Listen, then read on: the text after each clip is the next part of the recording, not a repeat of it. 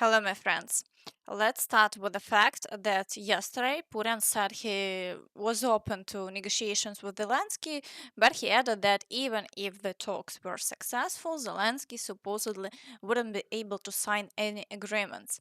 Zelensky responded to this in his evening address. To avoid any ultimatums, we need a real ceasefire, a real end to the war. Ukraine is ready to meet at the highest level, and that means a level where real decisions are made. I'm ready to meet in any format with those who actually make the decisions and who have the proper authority. That includes Putin, even though he's overstayed his constitutional term by at least 3 terms. And ideally, we need to end the war during President Trump's current term. I'm really counting on his help. I truly rely on the influence of the United States. That's what can make a difference. Sanctions are necessary. Diplomacy is necessary. Security is necessary. Glory to Ukraine. As you can see, Zelensky said the war needs to end while Trump is still president of the United States. His current term runs through January 2029. So Zelensky is clearly hinting that the war must be finished by then or it'll only get harder. Even though earlier there were claims that the war needed to end by the end of last year, now those deadlines are being pushed to 2029. Friends, what do you think about this? Be sure to share your thoughts in the comments. Meanwhile, the war continues, so let's move straight to the situation at the border. In the Sumy region, Russian forces continue intense offensive operations, launching around 30 assaults per day. Unfortunately, after a brief pause, the front line has started to shift again, not in our favor. The Russians have taken Yablonivka, partially captured Yunakivka, and have already closed in tightly on Malakurchakivka. That means only 4 kilometers remain until they reach the river barrier. And from that river to the outskirts of the city of Sumy, it's just 13 kilometers. So Russian FPV drones can now reach the area, and the situation is expected to keep getting worse. Fighting continues for control over Yunakivka, but it's clear that the Russians are slowly advancing. Ukrainian soldiers on the ground describe the situation like this. Fighting for Yunakivka in the Sumy region is still ongoing. Even though the Russians were slowed down in some areas, they are still carrying out constant assaults and pushing forward. The pace is slow, but it feels like the Russians in Sumy haven't yet hit the limits of their capabilities. They keep bringing in fresh reserves, maintaining a steady intensity of attacks. On our side, command and control have improved significantly, but unfortunately it came too late. Now, to stop the Russians completely and force them to stall out, it may take several months, and will pay a very high price for that. At the moment, there is no positive news. How can you find something positive in your own operational and tactical mistakes? In the Kharkiv direction, Russian forces continue attempts to advance near the village of Liptsy and keep up the shelling. However, so far there have been no changes in the past 24 hours. All attacks have been successfully repelled. Fighting also continues around Vovchansk, but the front line there remains unchanged, and Russian forces haven't managed to advance further. In the Dvorichna direction, the Russians are still attacking Dovhenka and are trying to break through near Kamenka. Despite Russian claims that Dovhenka has been captured, there have been no video confirmations or reliable new information about the village, so for now the front line in this area also remains unchanged. In the Kupyansk direction, Russian forces are carrying out attacks near Stepova-Novoselivka, but they've had no success. The situation here has remained unchanged for several days, with little overall activity. In the Borova direction, the Russians are assaulting Boguslavka, but elsewhere in the area the situation is also stable. For now, Russian activity is minimal, but the Russians are slowly pulling in reserves. So, one way or another, the attacks here will continue. In the Lyman direction, the activity is much higher. Russian forces are assaulting Zarychne and Zelena Dolina, pushing into the village of Shandrigolove and trying to move through the fields beyond the village of Karpivka toward Korovi Yar. They're also attacking Novy Mir, Olgivka, and Druzelubivka. However, over the past 24 hours, there have been no changes on the ground, though the situation remains extremely difficult. In the Siversk direction, the Russians are trying to push past the village of Grigorivka, but for now, the Ukrainian forces are holding the line and the front line remains unchanged. Attacks were also recorded near the village of Bondarne. But again, Ukrainian forces successfully repelled all assaults with no shifts in the front line. Ukrainian fighters report that the situation near Serebryanka is extremely tough. Fighting for Serebryanka continues. The Russians are relentlessly pushing forward, gradually moving into the forest, camouflaging quickly and trying to avoid getting hit by FPV drones.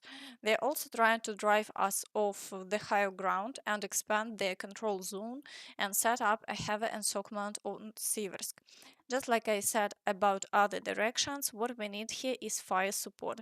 We are short on manpower and don't have enough time to secure the line firmly.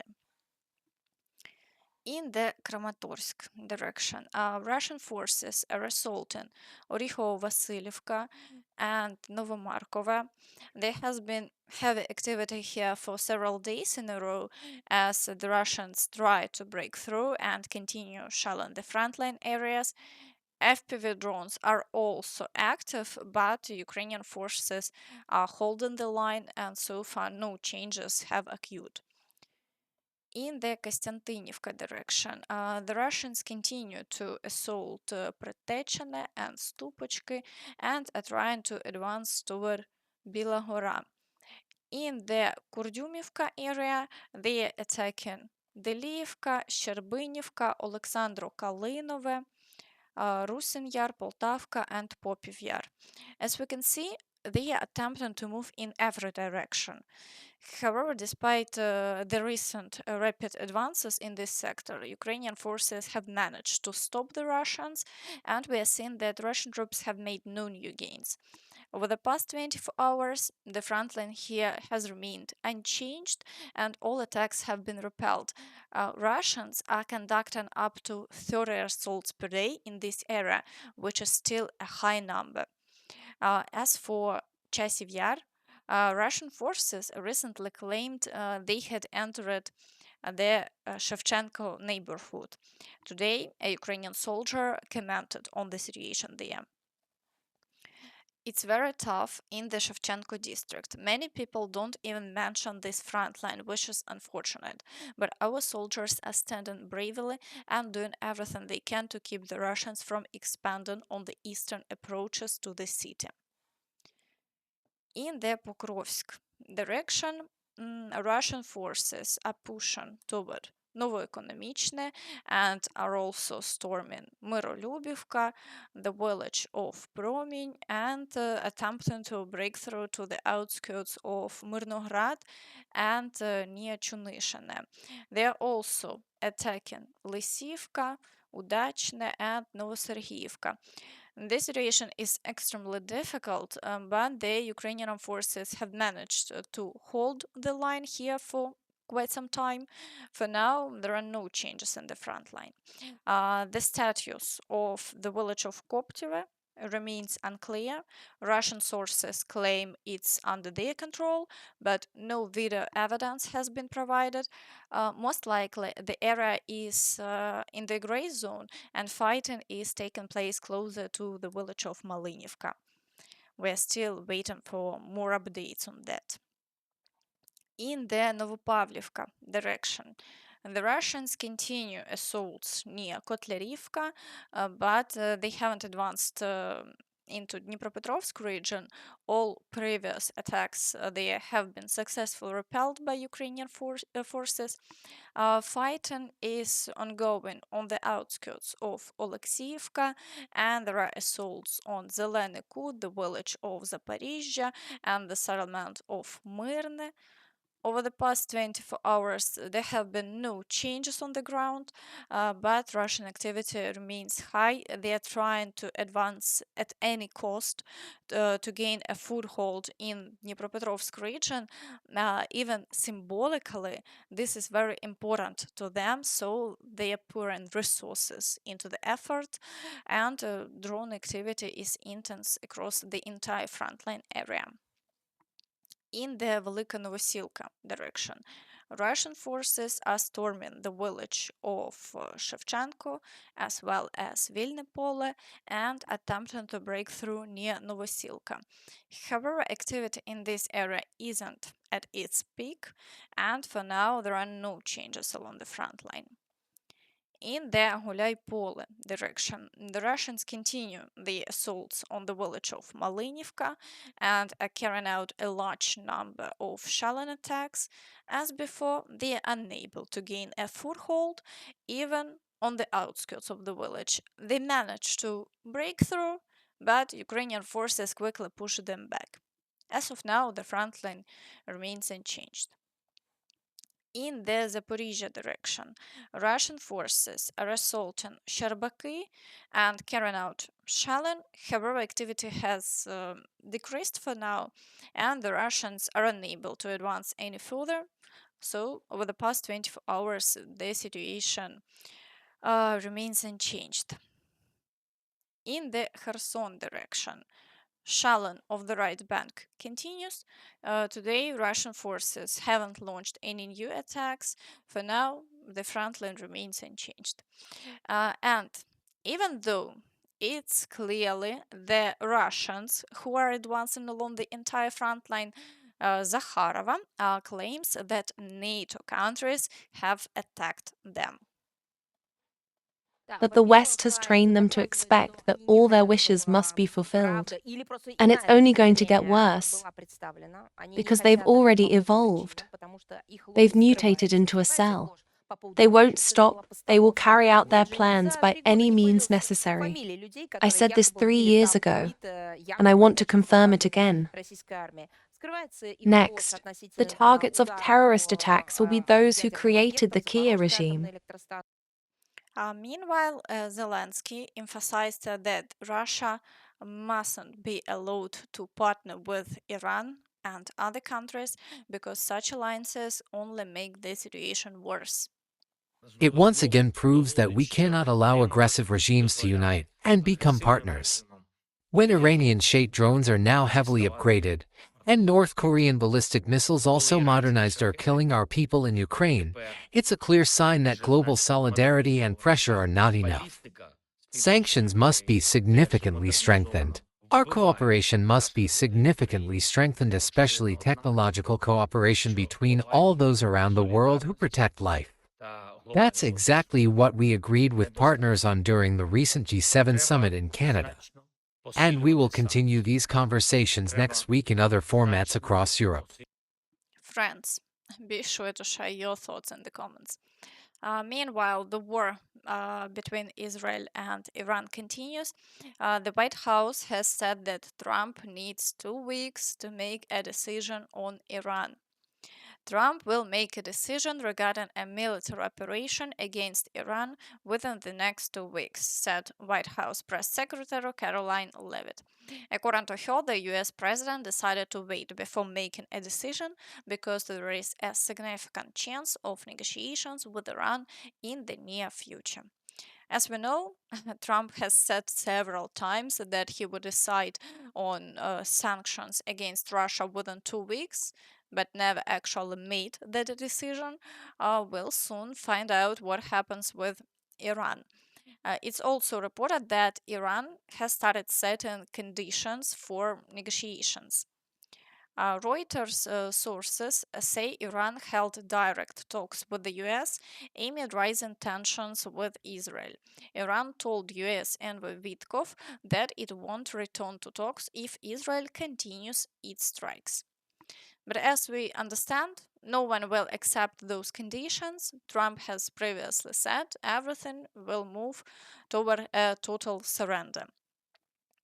Today, the destruction of targets in Iran continues. Reports say that to destroy Iranian bunkers, the US will most likely use the most powerful non nuclear bombs in the world made in the USA. The US is preparing to use the world's most powerful non nuclear bomb against Iran to destroy a nuclear facility. The GBU 57AB massive ordnance penetrator mob is the most powerful precision guided non nuclear bomb in the world. It was designed to destroy heavily fortified underground targets such as the Iranian Fordo nuclear site, located hundreds of meters underground. The US is likely to deploy B 2 Spirit stealth bombers to deliver the bombs. The use of the mob would be unprecedented. According to military historian Robert Pape, at least two bombs need to hit precisely the same spot. Even after a GBU 57 mob strike, the underground Fordo facility might not be completely destroyed, possibly only blocked or collapsed. It's technically impossible, but this has never been done in actual combat conditions, the expert said. About the Fordo facility, it's very hard to destroy. It's located too deep for most conventional bombs except the specialized GBU 57 mob, which only the US possesses. The infrastructure includes two main halls with centrifuges, ventilation systems, power supplies, and limited exits, crucial for concealment and protection. Enrichment level. Iran has reported up to 60%, but the IAEA detected traces up to 83.7%, very close to weapons grade, approximately 90%. Even if destroyed, the deep location of Fordo, 110 meters under rock, acts as a major barrier. This greatly reduces external radiological contamination to the population. The main risk is the release of uranium hexafluoride, a highly toxic substance. Even with limited localized releases, safety can be maintained, but sensitive zones within several hundred meters might require evacuation. Overall, it's likely that the US will soon test the most powerful bomb in the world. And that's all from me. So please don't forget to like this video, subscribe to the channel, and hit the notification bell to stay updated on all the latest news. Thank you for watching and see you next time. Bye bye.